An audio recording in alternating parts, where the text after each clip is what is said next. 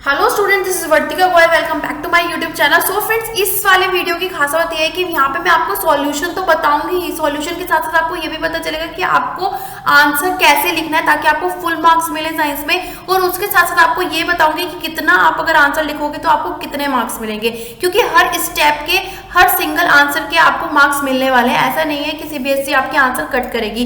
तो कितना लिखने पर कितना मार्क्स मिलेगा, ये सब चीजें आपको पता चलने वाली है। सो स्टार्ट करते हैं वीडियो को सेक्शन बी से। क्वेश्चन नंबर 21 पे जैसे कि आप देख रहे हैं इसमें इंटरनल चॉइस है। तो सबसे पहले देखते हैं, clear solution of slaked lime is made by dissolving carbon CaOH को होल ट्वाइस यानी कि calcium hydroxide in excess of water. The solution is left exposed to air. The solution slowly goes milky as a faint white precipitate form. तो ये आपके NCERT में भी दिया हुआ है, 2 मार्क्स का क्वेश्चन है। तो आपको क्या लिखना है, सबसे पहले तो लिखना है, एक्सप्लेन करना है कि व्हाइट प्रेसिपिटेट क्यों बनता है।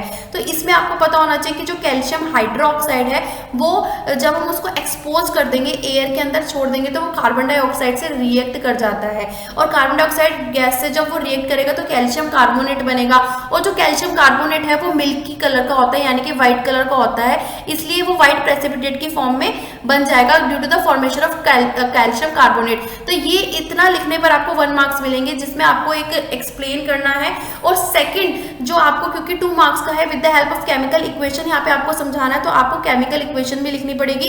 Calcium hydroxide plus carbon dioxide gives calcium carbonate. और ये जो कैल्शियम कार्बोनेट है इसका कलर मिल्की होता है, इसलिए ये व्हाइट प्रेसिपिटेट की तरह दिखता है और ये कलर मिल्की मिल्की सा दिखता है। तो ये है, इस तरह से आप 1 मार्क्स का ऊपर लिखेंगे, 1 मार्क्स की रिएक्शन लिखेंगे तो आपको 2 मार्क्स मिलेंगे।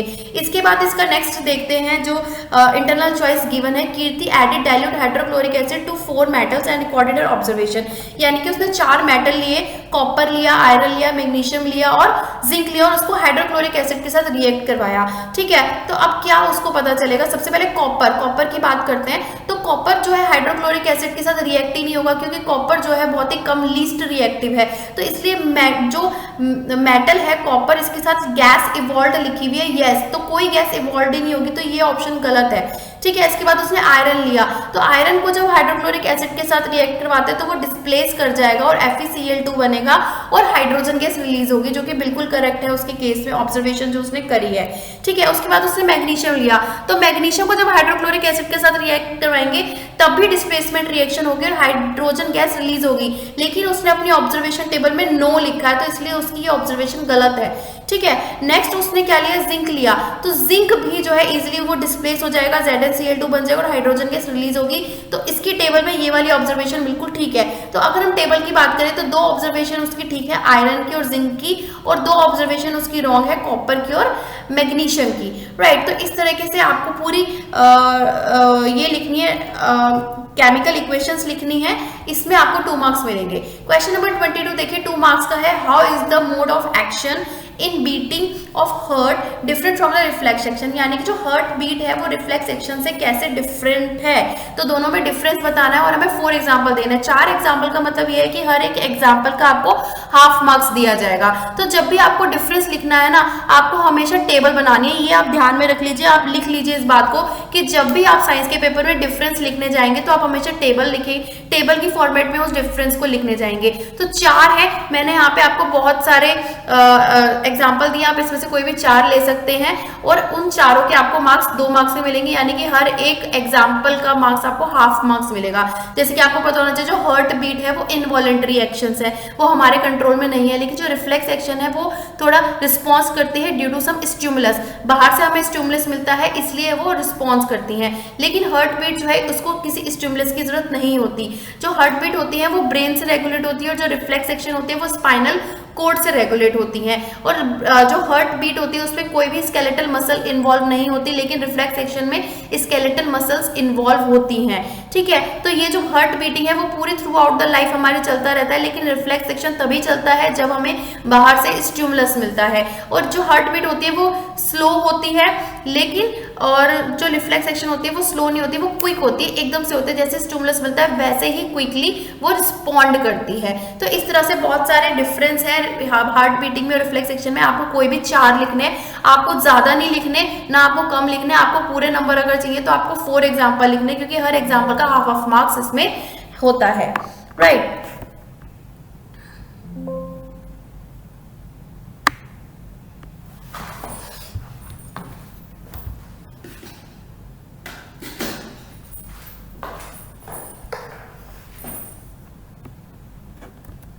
Next question number 13, patients whose gallbladder are removed are recommended to eat less oily food. Why? तो देखिए कितना घुमा के क्वेश्चन पूछा गया। बेसिकली आपसे यहाँ पे आपको गॉल ब्लैडर का फंक्शन बताना है, क्योंकि जिस पेशेंट की गॉल ब्लैडर नहीं होती तो उसको जो है कम फूड, लेस ऑयली फूड खाने के लिए रिकमेंड किया जाता है। वो क्यों किया जाता है? तो यहाँ पर आपसे घुमा फिरा के क्वेश्चन ये पूछा गया कि गॉल ब्लैडर का फंक्शन क्या है। तो आपको इसको 2 पॉइंट्स में लिखना है, क्योंकि 2 मार्क्स का क्वेश्चन है तो आपको 2 पॉइंट्स बना के लिखना है। कि सबसे पहले तो लिखना है गॉल ब्लैडर जो है वो बाइल जूस सीक्रेट करता है, और बाइल का फंक्शन होता है फैट्स को, लिपिड्स को इमल्सिफाई करना, यानी कि जो लार्ज ग्लोब्यूल्स है फैट के उसको ब्रेक डाउन करना स्मॉलर ग्लोब्यूल्स के अंदर। उसके बाद सेकंड ये लिखोगे कि in the absence of stored bile, यानी कि अगर गॉल ब्लैडर नहीं होगा या फिर बाइल जूस नहीं होगा तो इमल्सिफिकेशन ऑफ फैट जो है वो नहीं हो पाएगा, बहुत कम होगा। तो इससे क्या होगा, जो फैट का डाइजेशन है वो स्लो हो जाएगा। इसलिए उनको इसलिए वो जो पेशेंट्स होते हैं जिनकी गॉल ब्लैडर रिमूव कर दी जाती है उनको लेस ऑयली फूड खाने के लिए कहा जाता है। तो घुमा फिरा के क्वेश्चन है कि गॉल ब्लैडर का फंक्शन यहाँ पे बताना है, जो कि आपको पता होना चाहिए। 2 मार्क्स है, इसलिए आपको 2 पॉइंट्स यहाँ पे लिखने हैं। Next question number 24, name the substance other than water that are reabsorb during urine formation. तो जब यूरिन फॉर्मेशन होता है आपको पता है कि वाटर एब्जॉर्ब होता है, तो वाटर के अलावा ऐसे कौन से सब्सटेंस हैं जो एब्जॉर्ब होते हैं? तो यहाँ पे आपको पता होना चाहिए ग्लूकोज, अमीनो एसिड्स, सॉल्ट्स। ये चीज वाटर के साथ साथ जो है एब्जॉर्ब होती है हमारे यूरिन फॉर्मेशन के साथ साथ। तो ये चीज आपको पता होनी चाहिए। 1 मार्क्स का है। नेक्स्ट इसका जो सेकंड पार्ट है वो 1 मार्क्स का होगा। Right any 2 parameter that decide the amount of water. तो 2 पैरामीटर हमें बताने हैं जो डिसाइड करते हैं कि कितना वाटर एब्जॉर्ब होना चाहिए किडनी से। तो एक तो how much excess water there is in body, कि जितना एक्सेस वाटर है वो सारा एब्जॉर्ब हो जाना चाहिए। एंड सेकंड पैरामीटर है on how much of dissolve waste is there to be extract, कितना वेस्ट है हमारी बॉडी में जिसको एक्सट्रैक्ट होने की जरूरत है।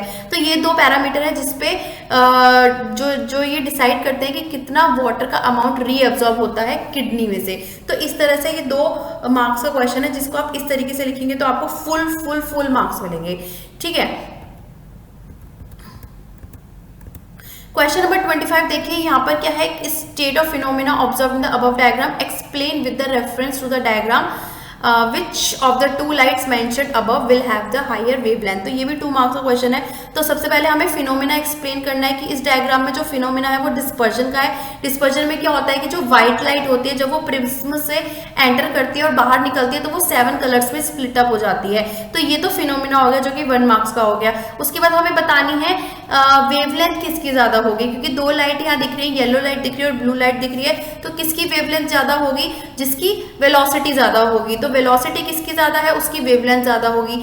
तो यहाँ पर जो येलो कलर होता है उसकी वेलोसिटी ज्यादा है, इसलिए येलो कलर की वेवलेंथ भी ज्यादा होगी ब्लू कलर से। तो ये भी 1 मार्क्स का क्वेश्चन है। इस तरीके से आप अलग अलग लाइन में हर पार्ट का आंसर लिख के आएंगे तो आपको फुल मार्क्स मिलेंगे।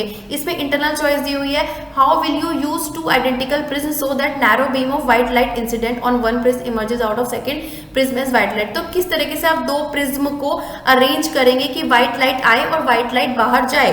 तो आप कैसे करेंगे? इसका फर्स्ट पार्ट आप इस तरीके से लिखेंगे, angle of deflection of 2 prism need to be equal and opposite. जो दोनों प्रिज्म है उन दोनों का angle of deflection equal and opposite होना चाहिए। सेकंड वाले पार्ट में उसका डायग्राम ड्रॉ करेंगे। तो किस तरह से आपने देखो दोनों प्रिज्म को रखा कि व्हाइट लाइट एंटर हुई और बाहर से व्हाइट लाइट इमर्ज हो रही है। तो इस तरीके से आपको हर एक पोर्शन के मार्क्स मिलेंगे। अगर आपको सिर्फ एक पोर्शन आता है, एक पार्ट आता है आंसर का, तो आपको उतने ही नंबर दिए जाएंगे।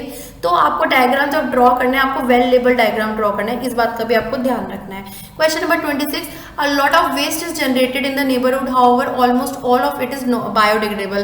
तो इसका इंपैक्ट बताना है एनवायरमेंट में, बायोडिग्रेडेबल का इंपैक्ट क्या होता है। तो 2 मार्क्स का क्वेश्चन है तो 2 पॉइंट आपको लिखने ही लिखने हैं, चाहे कुछ भी हो जाए। मैं ये नहीं कहती आपको 3 पॉइंट्स लिखने हैं, बिल्कुल भी नहीं। अगर आप 3 पॉइंट्स भी लिख के आएंगे तभी भी आपको 2 नंबर ही मिलेंगे। ठीक है, तो आपको सिर्फ आप एक्स्ट्रा क्यों लिखिए, आप अपना टाइम क्यों वेस्ट करें 3 पॉइंट्स लिखने में। आपको सिर्फ 2 पॉइंट्स लिखने हैं, टू द पॉइंट आपको आंसर लिखने हैं ताकि आपका टाइम भी बचे और आपको फुल मार्क्स भी मिले।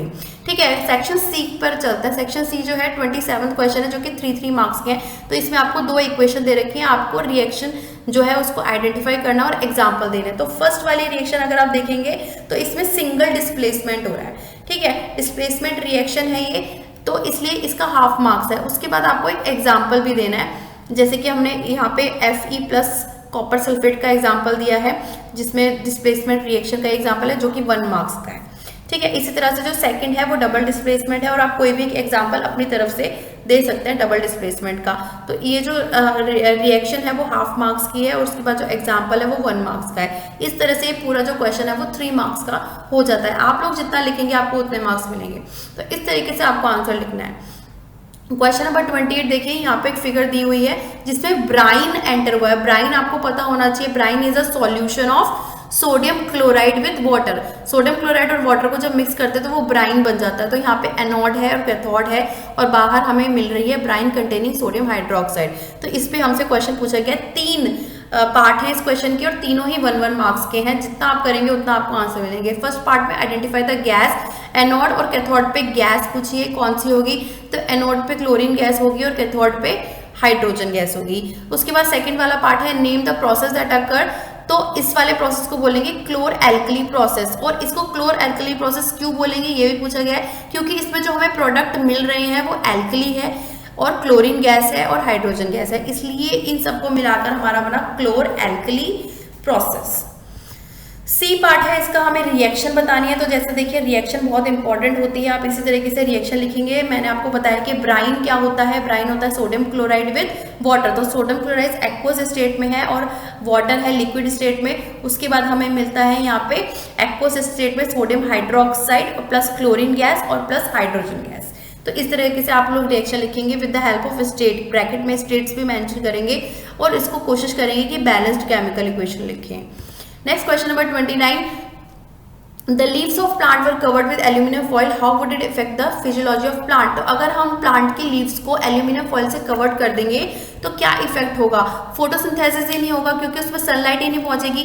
3 मार्क्स का क्वेश्चन है तो इसलिए 3 पॉइंट लिखने ही पड़ेंगे। सबसे पहले पॉइंट में आपको ये लिखना है कि फोटोसिंथेसिस नहीं होगा। अगर हम एल्यूमिनियम फॉइल से प्लांट की लीव्स को कवर कर देंगे तो उसमें सनलाइट ही नहीं जा पाएगी, फोटोसिंथेसिस ही नहीं होगा, जिससे ग्लूकोज नहीं बनेगा, ठीक है, ना रेस्पिरेशन होगा, ना ऑक्सीजन बनेगी, कुछ नहीं होगा। सेकेंड पॉइंट में हम लिखेंगे ट्रांसपिरेशन नहीं हो पाएगा, क्योंकि भाई लीफ पर अगर तुम एल्यूमिनियम फॉइल लगा दोगे तो ट्रांसपिरेशन कैसे होगा? ट्रांसपिरेशन होता है वाटर का मूवमेंट, तो कोई upward movement of water and mineral नहीं होगा, ना ही कुछ डाउनवर्ड मूवमेंट होगा, कुछ भी नहीं होगा।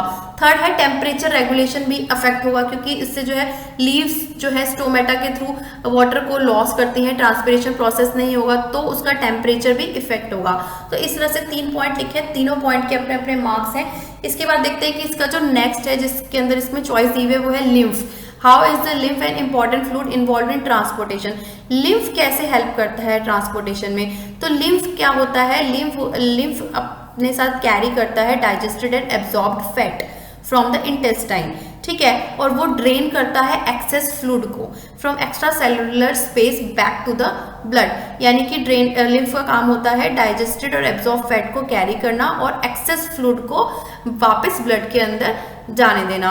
तो अगर हमारा इसके अंदर नेक्स्ट पार्ट ये है कि लिम्फेटिक सिस्टम अगर ब्लॉक हो जाता है तो कैसे इफेक्ट करेगा ये बॉडी को? अगर लिम्फेटिक सिस्टम ब्लॉक हो जाता है तो वाटर रिटेंशन नहीं हो पाएगी और फैट का एब्जॉर्प्शन भी नहीं हो पाएगा बॉडी के अंदर। तो इस तरह से आप देख रहे हैं कि क्वेश्चन को हमेशा आपको ऐसे ही लिखना है, पॉइंट्स में ही लिखना है। 3 मार्क्स का है तो 3 पॉइंट्स बनाने हैं, 2 मार्क्स का है तो 2 पॉइंट्स बनाने हैं, तो आपको फुल मार्क्स मिलेंगे। 30 क्वेश्चन देखते हैं। Rohit wants have an erect image of an object using a converging mirror of a focal length 40। तो हमें इसका specify the range of distance बताना है। तो यहाँ पे क्या होगा कि ऑब्जेक्ट कैसे रखा जाएगा? तो ऑब्जेक्ट अगर इसका फोकल लेंथ 40 दे रखा है तो ऑब्जेक्ट को हमें 40 सेंटीमीटर के अंदर रखना होगा। तो इसका मतलब क्या है कि जो ऑब्जेक्ट है वो फोकस और प्रिंसिपल एक्सिस के बीच में होगा, और जो इमेज बनेगी वो वर्चुअल, इरेक्ट और मैग्नीफाइड बनेगी। रे डायग्राम बनाना है तो आपको इस टाइप का रे डायग्राम बहुत अच्छे से ड्रॉ करना है with the help of scale, और लेबल्ड डायग्राम होना चाहिए। देखिए जो ऑब्जेक्ट है ए बी वो फोकल एंड प्रिंसिपल एक्सिस के बीच में रखा हुआ है, और जो इमेज बन रही है वर्चुअल एंड इरेक्ट बन रही है, बिल्कुल सेम बन रही है, ठीक है। सी पार्ट का ऑप्शन है जो state 1 use of mirror based on the above kind of information. तो जो वर्चुअल और इरेक्ट इमेज बनती है वो कहाँ यूज होते हैं? शेविंग मिरर में, और डेंटिस्ट उसको यूज करते हैं। तो ये 1 मार्क का है, और जो इमेज है वो 1 मार्क की है, और फर्स्ट पार्ट 1 मार्क का, तीनों पार्ट जो है 1 मार्क के। इस तरह से 3 पार्ट्स का ये क्वेश्चन है। Question number 31, a lens of focal length 5 centimetre और डिस्टेंस विजिंग दे रखा है 25 सेंटीमीटर। तो हमें मैग्नीफिकेशन निकालना है। तो इजीली आप निकाल सकते हैं कि हमें क्या क्या चीज़ें दे रखी है। इमेज डिस्टेंस यानी कि v हमें -25 सेंटीमीटर दे रखा है, फोकल लेंथ 5 सेंटीमीटर दे रखी है। तो लेंस फॉर्मूला क्या होता है, 1/f is equal to 1/v minus 1/u। तो यहाँ से हम u निकाल लेंगे, तो 1/u is equal to 1/v की वैल्यू -25 पुट करेंगे, माइनस 1/f की वैल्यू हम लोग 5 सेंटीमीटर पुट कर देंगे। तो यहाँ से हमारी u की वैल्यू आ जाएगी -25/6 सेंटीमीटर। तो अब हमें इसमें मैग्निफिकेशन निकालना है। मैग्निफिकेशन का फॉर्मूला होता है v/u, तो पुट करेंगे तो 6 आ जाएगा। तो ये पूरा जो सॉल्व है आपने, पूरा जो न्यूमेरिकल करा है 2 मार्क्स का है, ठीक है। उसके बाद सेकंड पार्ट का जो आंसर है वो होगा कि she keeps a book at a distance of 10 centimeter from her eyes, try to read but she cannot unable to read। तो अगर क्योंकि least distance of distinct vision 25 centimetre होता है, यानी कि हम उतने ही ऑब्जेक्ट को क्लियरली देख सकते हैं जो 25 सेंटीमीटर तक रखे हो। लेकिन अगर कोई ऑब्जेक्ट 10 सेंटीमीटर पर रखा होगा तो वो हम उसको रीड नहीं कर पाएंगे।